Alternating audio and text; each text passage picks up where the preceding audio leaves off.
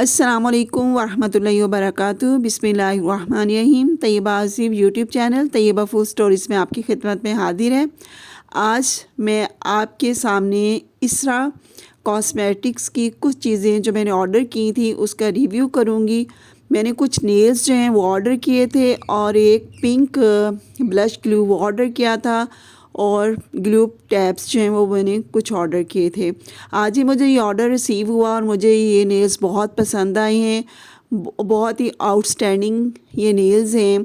Size जो है वो परफेक्ट है और जब आप अपने नेल्स पर इनको अप्लाई करेंगे बिल्कुल ही रियल नेल लगेंगे। फेक नेल्स आपको बिल्कुल भी नहीं लगेंगे। और मैं आपको रेकमेंड कर रही हूँ कि आप यहाँ से ऑर्डर कीजिए, आंखें बंद करके ऑर्डर कीजिए।